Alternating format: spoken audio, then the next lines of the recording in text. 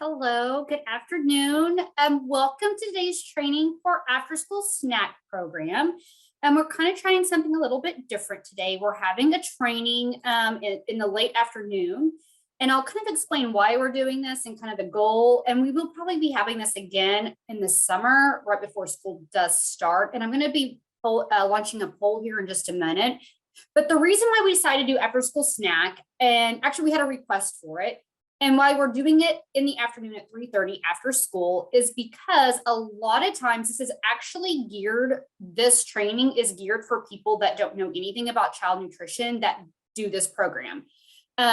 There's a lot of people, what happens with after school snack is maybe during the day before the staff leaves in the cafeteria, they may be prepping the snack, but you're not serving the meal, you're just putting it in the fridge. And then someone comes in and it's the teacher or it's another organization that is actually handing this out. So this is geared for those people who are actually doing the paperwork, most of the paperwork for this program. So that's why we kind of did it after school, because we know if a teacher's responsible for the program, then they don't have time during the school day to be able to do a training. So that's why we geared it in the afternoon. We will do it again for sure, I believe, this summer, but this is geared for those people that don't really know much about child nutrition and how to fill out our paperwork and what paperwork is involved with doing the after school lunch program, because we do see a lot of issues with this. I'm going to ask a poll right now. I'm curious about how long you've been doing the after school snack program. And then the other question is, what is your role title? Like, what's your job title? What do you do? I did notice, just because I had the participants up, I do see a lot of child nutrition people on here. So yes, we will go over the meal patterns and what to serve and what not to serve. When I was in college, I went to school at Southwestern for my bachelor's, and I worked at Weatherford, the school district. Actually, it was with a grant, but anyway, I worked at the school district and they did the after school snack program. I'm now looking back. And when they did the after school snack, it was the teacher in full control. She's the one who bought everything. So we're even going to that. If the teacher is the one who's involved, like she's the one that handles the whole program, does the purchasing, does all the paperwork themselves. This is really geared for very one-on-one and like I have a lot of child nutrition stuff on here, and I figured that I would. But we did gear this. So maybe when this training is over today, we will put this out in OSDE Connect. So it may be something that if it's not you that's handling the day-to-day paperwork, like filling out the attendance records, filling out who got what, then you really need to have them, because we've had a lot of people getting written up on the after school snack program, which it usually does happen, again, because it's usually not child nutrition staff that are doing the program. It's usually like a teacher or somebody like that. So this is what the poll looks like. So I was hoping I would have more teachers and principals on here, and I do not, but they can always do we do a self-paced training on OSDE Connect. Oh, good.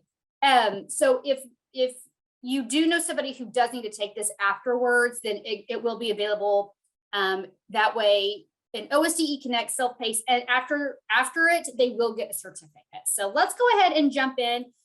Sherry yesterday, she sent out the slides to this. As always, we keep all of our training slides in other documents under training slides and training slides and handouts. So we sent out the 3 per page, the notes, the one that you can write notes on. We have it 1 per page as well if you want that. And then we had just 2 small handouts that were attached with it that we will go over. But just kind of a reminder about the after school snack program is that it's only allowed during a school day. Like, so if you, for instance, like when we had, say COVID and you did virtual learning, I mean, we had some stuff with that, but it really, in all honesty, when it comes to the after school snack, because next year the COVID stuff goes away, you can only be done on an accredited school day under this, and this falls under the school lunch program. It's kind of weird how our funding is. SSO, after school snack, and the school lunch program are one pot of money, and the school breakfast is another pot of money. So it's just kind of different how it is. We do have our forms in the compliance document, and they're currently on page C7 to 14. So it's a very small section that we have. And anytime in the past when we do ever talk about the school snack program, it's like 5 slides. So again, this one is a lot more slides, but it's to go a little bit more in depth about what this program is and how it works and how to fill out the paperwork. Now, the only way that you can participate in the after school snack program is you have to be in the National School Lunch Program. And yes, a lot of you did SSO last year, but again, SSO does fall under the school lunch program. But that's why you were able to do it. Plus, we just got to do some special things that never really get to happen due to COVID. What the part of the program is you must provide care after school, and there must be an education or enrichment activity. So that is part of being on the after school snack program. And that's why I'm saying it's usually a lot of teachers that do this, because they have a lot of tutoring programs or maybe Century 21 grant. So that's why they decided to do this program. So they're able to give them a small snack after school right before they start doing any work. So how does the reimbursement work with the after school snack program? So if your school site, it's done by site. If your school site is over 50% free and reduced, then all children are claimed at the free rate. Now, if your school site is under the 50% free and reduced, you do have to claim. You can still be on the program, which some programs you can't be on. You can still be on this program, but you have to claim them by free, reduced, and paid. So you feed all the kids for free. It's just you can't claim all the kids for free. You have to claim them versus free, reduced, and paid. And you still cannot charge. Well, I guess you can charge the paid kids, but you just cannot charge the reduced kids. But it also goes by feeder school. So if you have a school, let's just say Oklahoma City Public Schools, because it has a lot of elementaries, multiple middle schools and high schools. So if you have a feeder school that is free, then that school would also qualify. If they're over 50% free or reduced, then the other schools would. So if I have an elementary school and that elementary school feeds into this middle school or this high school, as long as one of those is over the 50% mark, then all children would eat for free and be claimed for free. So monitoring. So this is something that we see a lot of that doesn't happen. Is it is required that you are to monitor this program at least twice a year. You can do it more often. It is required that it is done within the first 4 weeks of operation. So we do have the monitoring form. It is in the manual. It's on page C9 and C16. There's some more information about it. And this is what the monitoring form does look like. So it is required to be done twice a year per site. And again, one has to be within the first 4 weeks of operation. And dealing with after school snack, a lot of times people may not start it till like September, October. They let school get into session for a while first. So we see a lot of that we understand that you may not do it every month. And sometimes people only do it like maybe 3 times a week. But whenever you do this after school snack program, you are required to monitor the program within the first 4 weeks, even if you do it once per week. So in those first 4 times, you have to monitor it. And then you can monitor it any other time within the school year. Meals, who all is allowed to participate in this program? Well, it is really for any child up to 18 years of age, except, if you have a child who's 19 during the school year, as long as they're still in school, they can participate. The snack must be consumed on site. And so adults can have a snack. Like I said, whenever looking back, whenever I was working at Weatherford Public Schools in college, they let us have a snack. The school paid for it, but you can't claim an adult meal. You can charge if you want to. They didn't charge us because we were college kids coming to tutor for free, but you can charge your adults for a snack. And if you want to do that, you would just put how much you're charging them in the Schedule B, like you do for what you charge adults for lunch and breakfast. But you can also not charge your adults if you don't want to either, and the district can pay for that. It's just, if an adult eats a snack, you can't claim it, which is like any other child nutrition program. Unless you're an adult participant in an adult daycare, no adults can be claimed in any of our programs. It's only for children. So a reimbursable snack. So this is where we kind of start really getting into the people, especially if it's a teacher and stuff that's doing the program, and things that we see over and over and over is it is required that every student must take 2 food items. We see it a lot where a child comes in and is like, well, I only want the cookies. I don't want the milk. And so they're like, okay, well, here's the cookies. you can't do that. If you give them one item, that is not a reimbursable meal. They have to take both of them. If they don't want both, then what you could tell the child so you can still claim that meal is either throw it away, give it to a friend, or maybe even have a shared table. So we're on that shared table, like if you have all these kids that don't want their milk, then somebody else can take the milk. Now, if anything's on that shared table, you can't put it back into storage and put it back out for reimbursement again. We've already paid you for that meal, but it's just the big thing that we see is when someone's like, I don't want this, I only want one item, and usually a teacher is like, okay, then just take what you want. You can't do that. They have to have both items to be claimed. If they only take one, it's not reimbursable. They have to take two. And we see it time and time again. They have to take both items. They don't get a choice. Other meals, they can have a choice. At snack, there is no choice.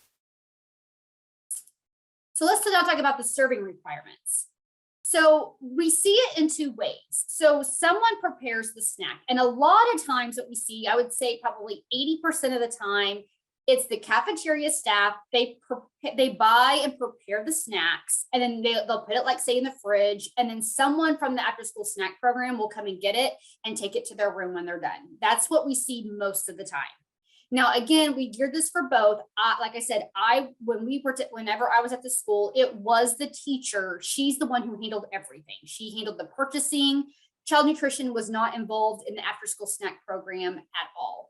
At least I think they were participating in after school snack, but we did have snacks. I did the most of the paperwork, so I'm pretty sure that we did the after school snack program when I was in college, when I worked at the high school or at the elementary school. So again, we see it one of two ways: is either the cafeteria staff, they prep it. So it's really all they have to do is come in and be like, okay, you have to take these two items and that's it. Or sometimes it is a person that the child nutrition is completely taken out of it and they're handling the program all by themselves. So that we're going to kind of talk about that. So when it comes to serving, what can you serve on the after school snack program? Well, in child nutrition, we have what's called 5 components. We have a milk, the grain, meat alternate, fruit, and vegetable. So every day that you have after school snack, 2 components are required to be served. And so it can be like a cheese stick and an apple. It can be milk and graham crackers. It can be juice and Cheez-Its, but 2 items from 2 different components have to be served. That is the requirement. And again, there is no offer versus serve where they can pick and choose. Maybe you allow them to say, hey, we have graham crackers and Cheez-Its, and then you have a milk. Like, they can choose between those 2 if you want them to, but if they have to take 2 items. That is what's required in the after school snack program. Now, there are some limitations. These are some things that we see. So you're only allowed to do sweet grains up to twice per week. And it's been that way for a long time, but we never in the past kind of clarified what a sweet snack is. So in your handouts, we did what's called the grains chart, and this is what it looks like here, and it's front and back. The items listed in red are the sweet items. So we're talking things like cookies, cinnamon rolls, Pop-Tarts, donuts, anything like that, Nutri-Grain bars. You are allowed to serve those, but there is a limitation of twice per week. You can serve a juice or a milk, but you're not allowed to do juice and milk in the same. And you have to have something edible. So you can't do just, let's do apple juice and milk, and that's be the 2 components. You're not allowed to do that. They have to have something editable. We've also seen in some other situations where they did like an apple, like a fruit juice and a vegetable juice. You can't do that. Something that is served, one can be a liquid, but the other has to be an edible item. Something else is water is not a component. However, you are allowed to serve a water as long as 2 components that are creditable are served. So let's just say that you do, say, chips and salsa, or you do peanut butter and apples, or you do string cheese and a Cheez-It. You have 2 credible components that were served. In that case, if you want to offer water, you can. You're allowed to do that. It's just water is not a component. So if we come out and you do water and Cheez-Its, then that's not allowable. But water can be served after 2 creditable items have been served. Now we have right here the list of what can be served, and this was also in your packet, in your handouts, and it is your requirements of what can be served. Now with the after school snack program, we do have multiple sections about the amounts that you can feed kids. We have a 3 through 5, and we have a 6 and up. Now it is allowable because you can always serve more, you just cannot serve less. You are allowed to serve the 6 through 12 or the 6 through 18 really for the after school snack program. You're allowed to serve that for everybody. But you do have a choice if, say, you do have like a pre-K that has maybe some 3-year-olds, or you have a 3-year-old program that you can serve the 3 to 5, but you can serve everybody. The 6 through up, you can serve that to everybody. So the requirement for that is, we'll just go through each component very quickly. So if you do milk, they have to have 1 cup, which is also a half pint. So if you do have pints at your school district, which most of you do, I'd say 99% of you do, you can give them a pint. The fruit and vegetable, so it is 2 separate components, but on the after school snack, they do show it as 1, but you can do, like if you want to serve apple juice and carrots, you can, we would allow that. But that's the one thing you need to be aware of, is that needs to be in a 3/4 cup serving. A lot of people, like when you get juice for breakfast, that's 4 ounces, that's half a cup, that's not 3/4. So you have to do a bigger juice than what can be served in the morning, unless you want to give them 2 juices. And then, and there's some, like I would suggest an apple, a banana, 1 average size banana is a half of a cup, so it would be too short. So just, you really need to make sure that you're serving the 3/4 cup. When it comes to a bread grain item, if you need to serve 1 serving size, and then you do that every day in the school breakfast and school lunch program. But even on this chart, it will show you what a 1 serving size is as well.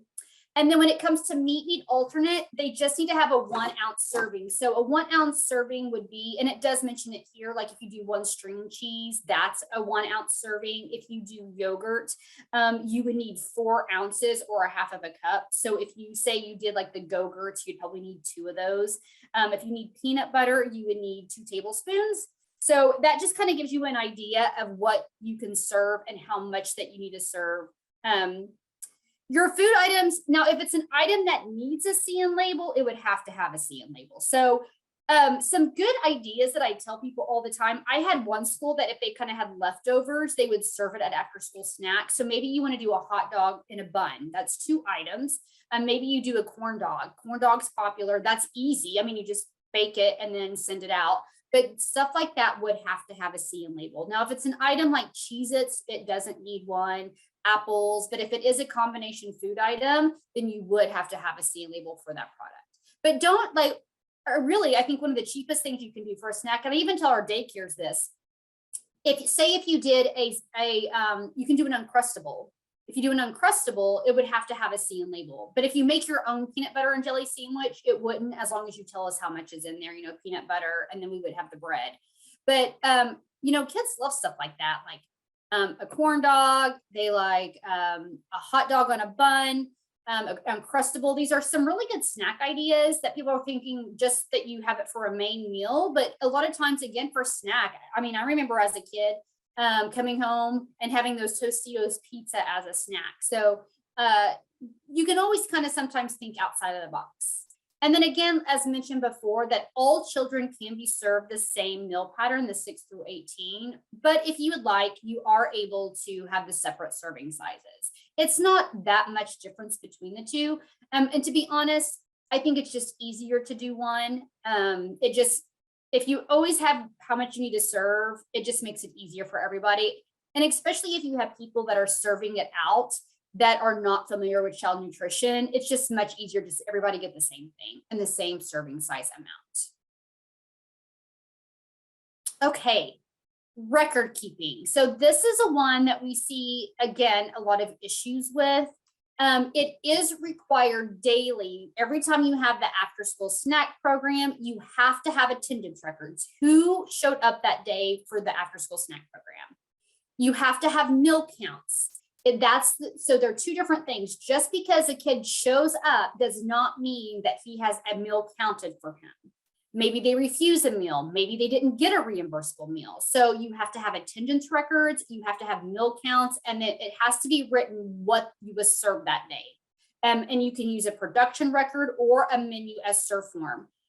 Now, I will tell you, because I do a lot of the manual stuff as well. And I went out to the interactive area that we have, and we have forms in the manual that you can use that you can photocopy out, but we did not have very many forms that were as an Excel version under interactive forms.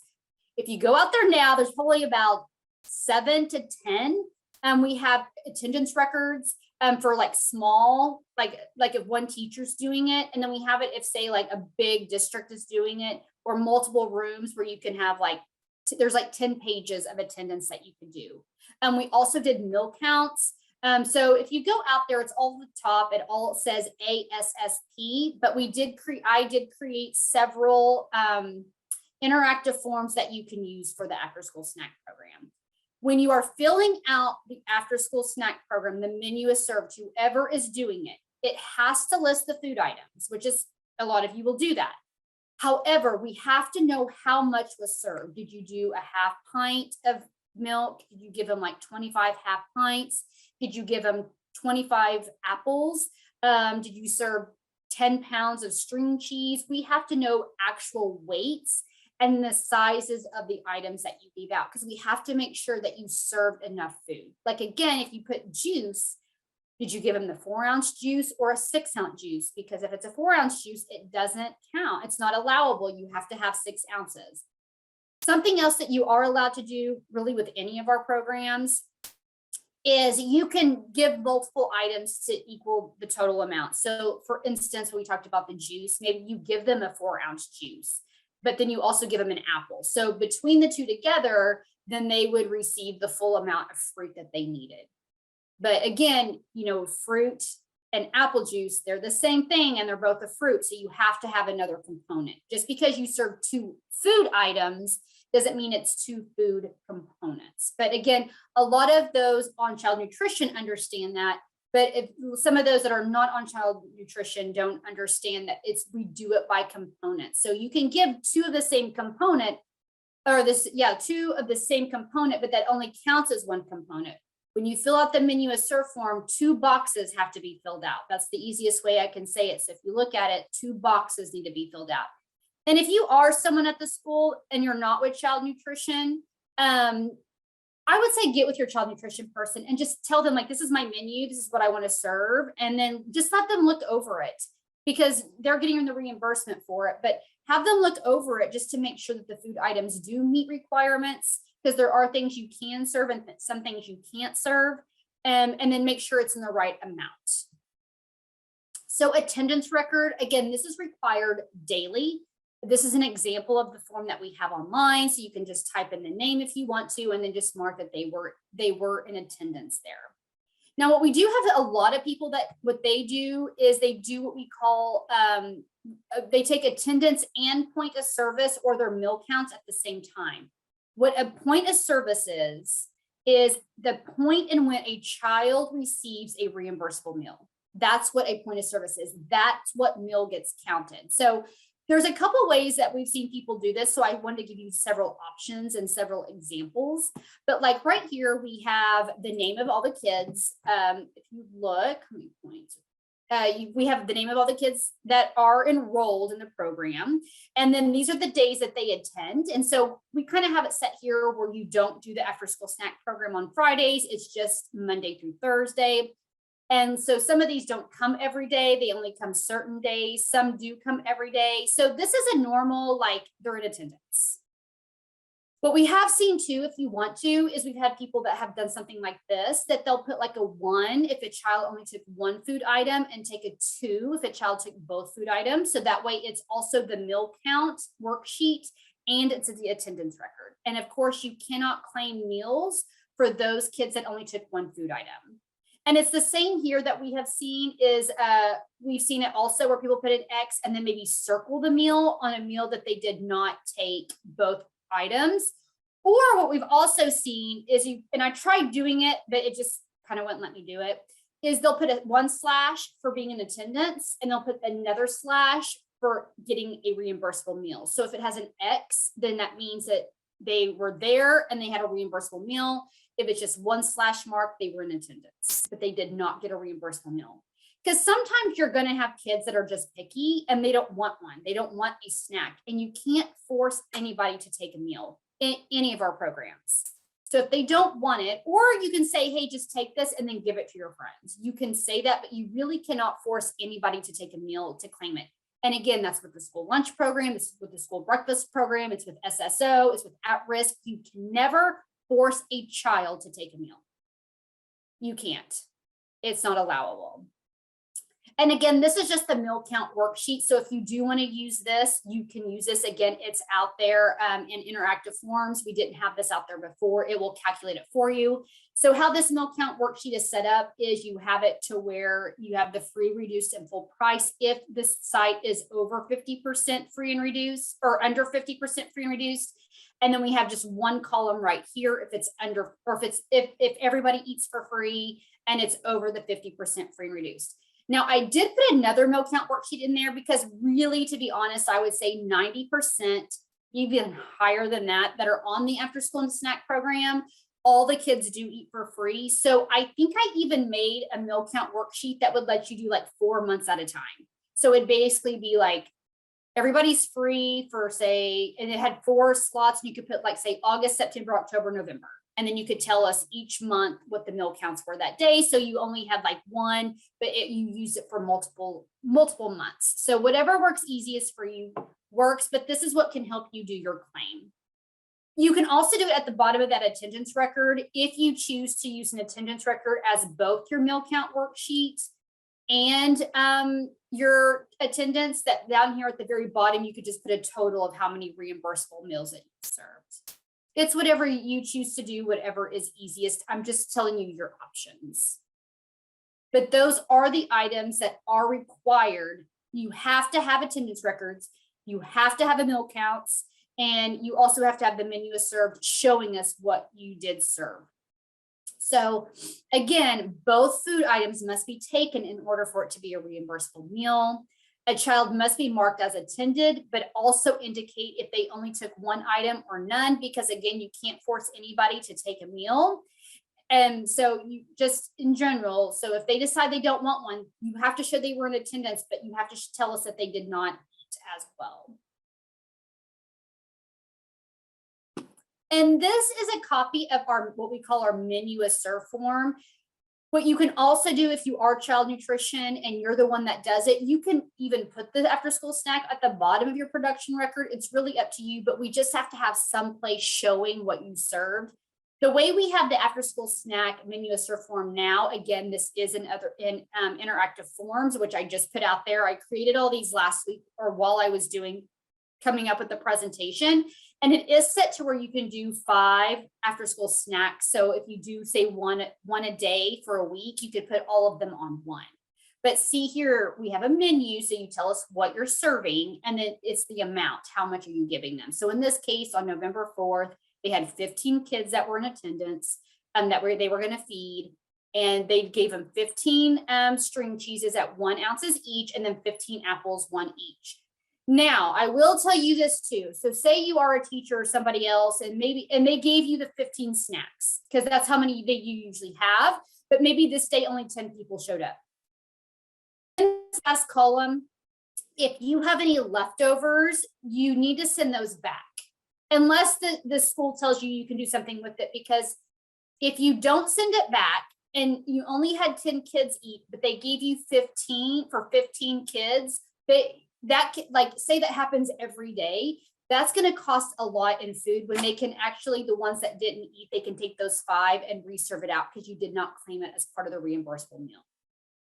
But even if they gave you 15 and only 10 kids ate, they can only claim for 10. So something happened with these other 5 meals. And so again, that's why you could be losing money. Again, maybe it's you're allowing your teachers to eat. And we do have a spot right here for program adults.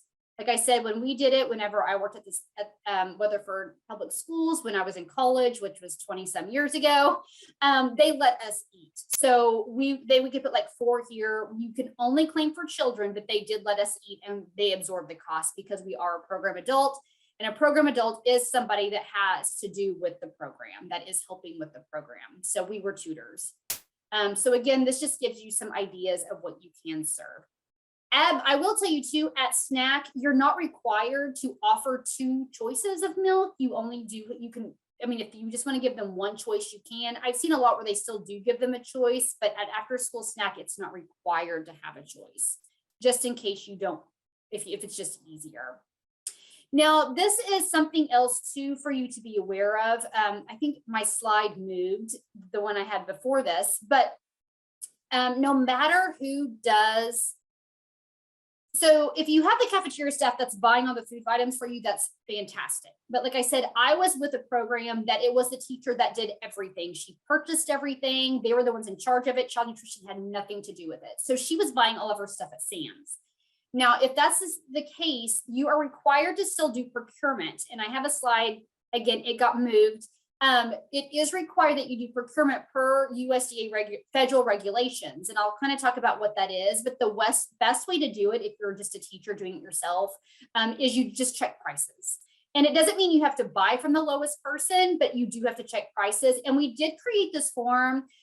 So I created this form a couple months ago, and it's actually for our daycare side. But again, we do have people, again, for after school snack that this could be very helpful for, is that if you are buying locally yourself, you still have to do procurement. So it's just a little cheat sheet, I would say. And like right here, it's just kind of things that she serves for snack, like her top things that she serves, and he or she, and then they pick 2 stores. And then they told us like what they just like one day went to one store and looked at prices, went to another store and looked at prices. That day, just do a price comparison. You only have to do it once a year. And then like you can see down here, it's just like it totals like this one overall was higher than this one. So you just tell us like if you don't have to go with the highest bid, you can go with you don't have to go with the lowest bid, you can go with the higher bid. But if you do, there's a little space on here to tell us why. Maybe it's because it's closer in proximity, maybe because they do grocery pickup and you don't have to actually go in and shop. Just tell us why, if you did not go with the lowest, why. So that's this little form. It kind of got in the wrong spot, but I wanted you to be aware of it. This form is located again in our other documents. And if you're not sure where that is, you can talk to somebody in child nutrition. But in our CAR system, we have a place called other documents. You do not have to have login access to go there. We have a procurement section, and it is called checking prices from local stores form. So just kind of, I guess, and I may have it in here twice, but I think I put it in one spot and then I moved it to another, but I didn't move all my slides. So now let's talk about crediting information. So just because it's a grain item, it doesn't mean all grain items meet. Just because in your mind, it's a meat alternate, doesn't mean it meets requirements. So how do you know what you can serve and what you can't serve? Well, again, I talked to you about this grains chart and I gave a copy to you. This grains chart is not in our manual. This grains chart is in other documents, but it is not in our manual. And the reason why is because this chart is different than the one that is used for the school breakfast and the school lunch program. So we don't want people getting confused. So we just took it out. But you can get a hold of it. Again, this is in your handouts that we did give you. And again, it does have red on it, where the school one has nothing printed in red. But again, anything in the body that's printed in red, they're referred to as a sweet snack, a donut, a Nutri-Grain bar, a granola bar. And it tells you what the serving size is, because that's also the situation we see a lot. Maybe you give a granola bar, but because it's a granola bar, you may have to give them 2 and not just 1.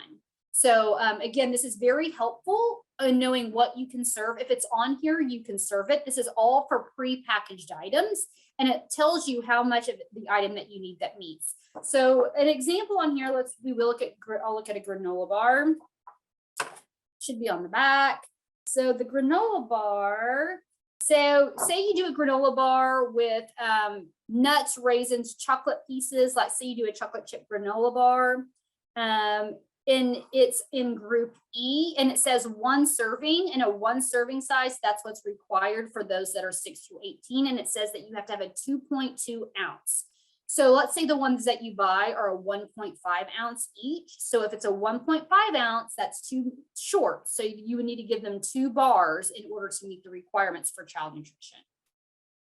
And again, this is the back, and this just kind of shows you right here is on the granola bar. It's under the French toast, that you can see that what the serving size is. And again, anything in red can be served, but there's a limitation of 2 times per week.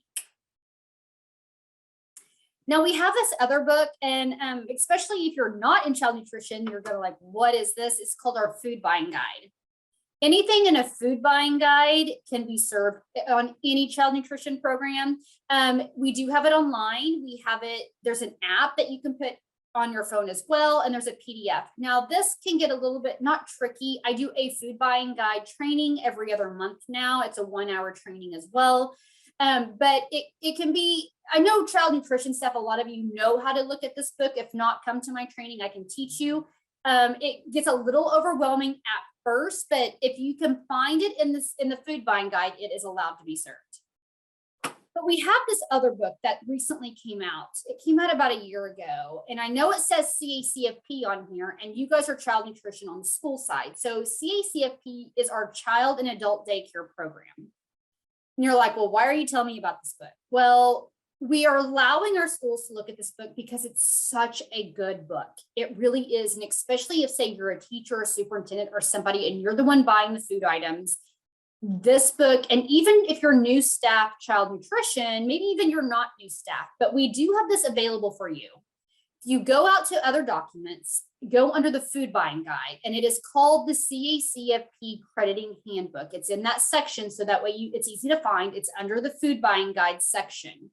Now, this is geared for our child nutrition or for our daycare side, but we did put a form in front of it to let you know the differences, because on the daycare side, you know, I showed you the things in red on here that are only allowed twice a week. Well, on our daycare side, anything in red is not allowed to be served. They watch for sugar on our daycare side. So you guys are allowed to serve sugar items. They are not. So that's the big difference, is when you get to the grain section, it'll tell them a lot of it is a no because it's a grain-based dessert, but schools are allowed to serve a grain-based dessert. So that's what the difference is. They have yogurt sugar requirements in yogurt. They have sugar requirements for cereal. None of that applies to you. So even if it says no in here, you may be able to serve it, because if they say it has too much sugar or it's a grain-based dessert, you are allowed to do it. But this is how it looks. So when you get into this document, it gives a lot of very good information. It really does even give some information about the National School Lunch Program. It has some Q&A in each section, and it will talk about the school lunch program. I've asked if they've had this for the school side, and they don't, but we wanted you guys to have access to it because it is such a good book. It's very easy to understand, especially if you're new. I call it the Cliff Notes version of the food buying guide. So let's look at an example. Bologna. And this is the meat alternate section. So it says bologna, can I serve it? And is it yes, no, or maybe? And this is in the maybe section. So it says over here, it is creditable when it's free of byproducts, cereals, or extenders, or if you have a CN label or product formulation statement. And it gives you an example of extenders and binders, which are starch, cellulose, and non-fat dry milk. And it tells you what byproducts are, which is like hearts, glands, organ meats, etc. And then it also tells you where to go in the food buying guide. So you can serve a beef bologna without a CN label, and it doesn't have extenders and binders in it. But if you serve any other, just a regular bologna, you cannot, because it does have the byproducts, just as a helpful hint. But let's see here too, if you wanted to serve pork rinds, I saw bacon rinds, it's a no. And then you have, can you do canned stews, beefaroni, chili, mac and cheese, pizzas, and it says maybe, and again, it tells you why. So this is a great place to go to first, and then you can refer to the food buying guide and it will tell you where to go. So it's a really, really good book. Again, everybody has access to this now. I included this into my food buying guide training. I couldn't before because the schools didn't have access to this, but we really think it's so good, especially if you're new. It's really good about getting your feet wet and not being so intimidated with the food buying guide. So this just lets you, can you serve it? Can you not? And if it does, then sometimes it will give you some suggestions about how you can serve it. And then sometimes it will tell you to go to the food buying guide. So great book, print it out. It's like 135 pages. It has a lot of great, again, Q&As in there. There's just a lot of good information. So something else about chips, and this is again for all of our programs, chips can be served, but the only chips that can be served is if the first ingredients are either corn, flour, or cornmeal. Those are allowable on any child nutrition program. Because some people want to serve chips like a potato chip or a veggie chip, and you can't serve that. And again, this section right here comes from the fruit vegetable section. This comes from the vegetable section in that crediting handbook that we just talked about. And it says potato chips or vegetable chips. And it says, this is the yes, maybe, or no. And it's a no because it says potato chips and other vegetable chips contain many different variations in ingredients and are not creditable. And it says they're also high in fat and sodium. So it will tell you that you cannot serve this in that book, these two items. Something else the crediting book does, the one that I just went over with you, it does talk about, say, apples. So if you do 1/4 of a raw apple, it equals 1/4 of a cup. So if you do 1 medium-sized apple, it also equals 1 cup. 1 medium-sized banana equals 1/2 a cup. So if you wanted to do a banana at snack, you need to have some other fruit with it because 1 banana, it only counts as 1/2 of a cup. So again, it gives some very helpful hints in that book as well. Now, this is on your meal patterns. Some of this is on your meal pattern. It will be on your meal pattern for after school snack, but it also will tell you how to credit your meat alternates. So a meat alternate is like nuts and seeds. So if you did peanut butter, 2 tablespoons equal 1 ounce. If you do dried beans or peas, 1/4 of a cup is 1 ounce. If you do eggs, 1 large egg is 2 ounces. If you do 4 ounces of yogurt, it is 1 ounce. And if you do natural cheese, which cheese we're talking about, mozzarella, cheddar, any real cheese, it is ounce for ounce. Yes, that's a very good point. Thank you for bringing that up, Becky.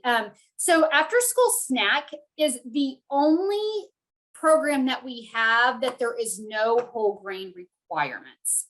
But if you are purchasing it for the after school snack program, if you're purchasing food in general, and then you're also purchasing for the after school snack, it can be whole grain, it can be whole. But if you do a chip, and especially if you're doing it for the school lunch program, the chips have to say whole corn in order for it to be a whole grain product.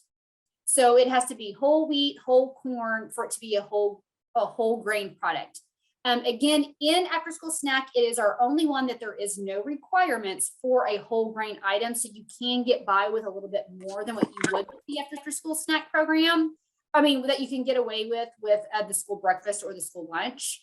They have not, this is the only program that they have not changed anything with, which we are very grateful for a while. But if you are purchasing chips for the school lunch program or for any other program at risk, it does have to be whole grain. And again, it does have to say whole corn or whole flour, whatever type of flour it is, like whole wheat flour, in order for it to be considered a whole grain product.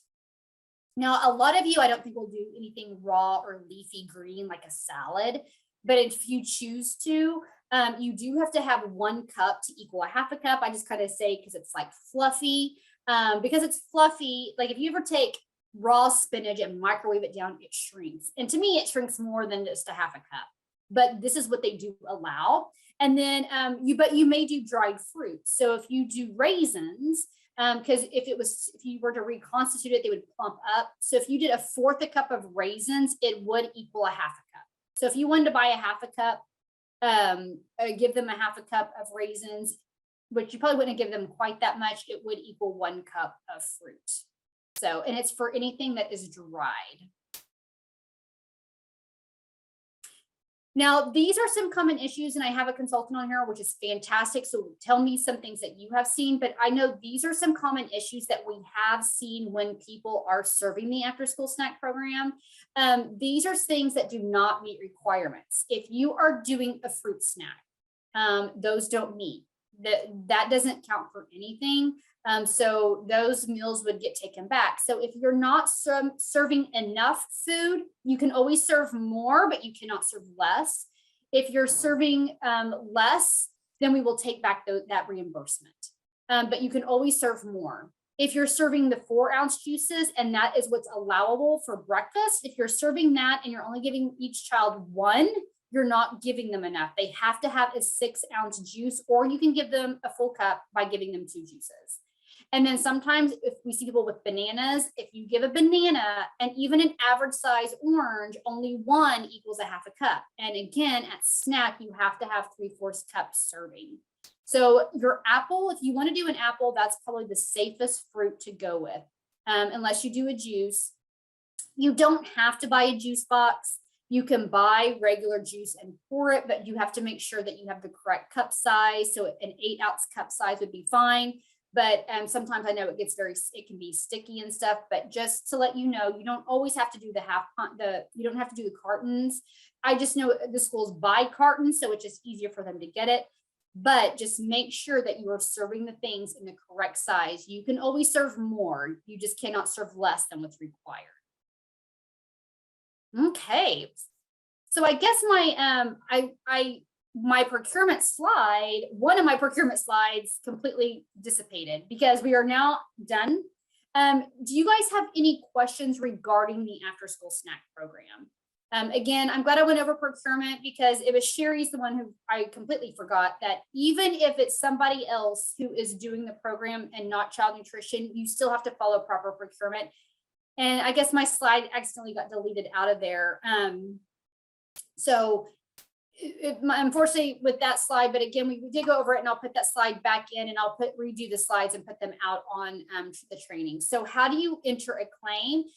So when you enter the claim, you take your total meal counts and you put it in the after school snack section in the claim, and it's under the National School Lunch Program. So there's a spot for after school snack in there. And so also something, and the reason I don't really go over this part when it talks about even the claiming side is because usually it's somebody else who's doing it, but this program you are required to be approved for. You can't just say, I'm doing after school snack today. There is called scheduled, I think it's Schedule D. It's either Attachment D or Schedule D. I know it's D, but that is the after school snack program. You have to be approved per site in order to do the program. So that one is not just, I want to start doing it, let's do it. So just make sure you're approved for that. But you do claim for that in the same area that you claim for the National School Lunch Program. It's in the same section. Do I have any other questions? You guys are also available to unmute yourself if you would like. But I did hope you found this helpful. If you do know, again, somebody who may need the training, who, like, say if you have a teacher, they're the ones doing the program, you can give them the slides, and then we will have this up in OSDE Connect probably by Monday. But a lot of people, like I said, we've had a couple of schools that have gotten written up on this, and it was like the principal and the teachers were wanting more training. And that's where we're like, to be honest with you, whenever I was involved with the after school snack program in my younger days, it was the teacher involved. So I was like, it is true. Most of the time it's the cafeteria staff. Yes, they may prep the snack, but they're not the ones doing the day-to-day paperwork, like writing down the attendance, or knowing that they have to have 2. You can't just be like, they can only have 1 component. So I hope just knowing that information makes it very helpful so that you guys can have more of a successful after school snack program. And when we talked about the monitoring, again, someone needs to monitor it. So it would be helpful if it was a cafeteria person or someone familiar with child nutrition to do the monitoring. And not just with the after school snack program, but we tell this with all of our programs, whether it's the child care side, whether it's if you have multiple eating sites and you're doing your on-site monitoring, whether you have a food service management company monitoring. If they're always perfect, because we see that a lot. Your monitoring will go out there and you have perfect monitoring forms, but then we'll go out there and have to take back all these meals and it's kind of a disaster, the program.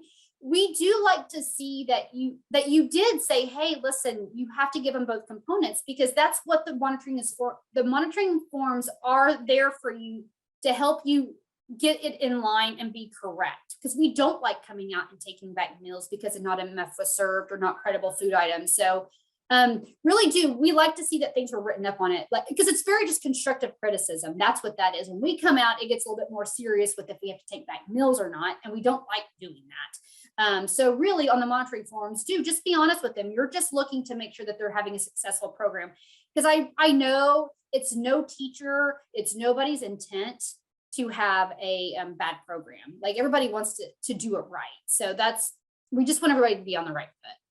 But I thank you guys again for coming. You guys are done. I will stick around for just a little bit to answer questions if you have any. We will send out certificates for this training tomorrow. Again, thank you guys so much. Becky, I want to say Becky Gilbert, thanks to our program specialist / consultant for being on today. I really appreciate that. And if Becky too, if you see anything that needs to be, that you'd like to see more of on here, please let me know. So you guys have a wonderful afternoon. Have a wonderful weekend. The weather's starting to get nice. So you have a great time, and we will see you guys soon. Thank you.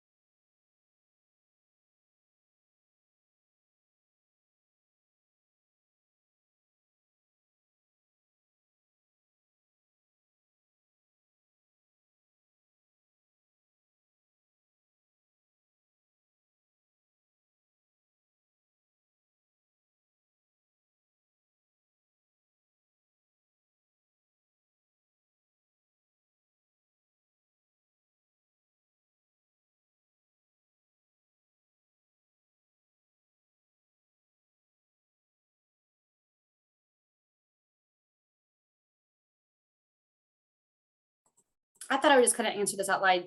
We got a really good question about, so do we need to distinguish record if there's a partial snack versus a complete snack? So the thing that you do need to do is, say if you do have 10 kids in attendance, just because you have 10 kids in attendance doesn't mean all 10 kids took a snack. So we just need to know for sure that everybody did get, whoever you are reimbursing for did get a reimbursable snack. So that's why I said, if a teacher or someone can, whoever's filling out the paperwork, you may want to have it to where you have a system that shows like 1/ that they were in attendance and 1/ that they took a reimbursable meal. We just need to know like who's coming, because you may literally, and we see this often, that like every day you'll have a kid that they never want a snack ever. It doesn't matter what it is, they just don't eat and they don't want it. And a lot of times you're going to have it where everybody takes it. But we have seen it from time to time where kids are just not taking the meal. So if your kids are really good about always taking it, that's fine. And you can even kind of have it where just you give every kid a meal. Like if they say, I don't want it, you can't force them to take it. But if you just want to just give them a snack, you can do that. But if they just say, no, I don't want it, again, I would suggest a share table, give it to your friends, or just say, hey, can you give this to your friend?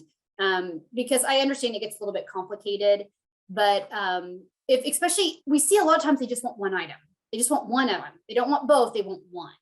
So if they want one item, just say, take them both, give something else to another one. But it's whatever you see, that's something I'd really talk to whoever you're doing it with, and just see what kind of system that they can have, just an indicator. Because a lot of times they're going to take both, but maybe just tell them, hey, if they don't take both items, just to circle that they didn't take it. I don't think you're going to see it very often, but I have seen it in some of the schools. So I kind of hope that helps. But we do need a system just so people are understanding what a reimbursable meal is, and that if someone didn't take one, how to let you know. So good. No, absolutely. It is a little bit of a different program because like, you know, with lunch and stuff, it makes it a reimbursable. And this is new for a lot of people. So again, we want you to do it right. So I hope that helps.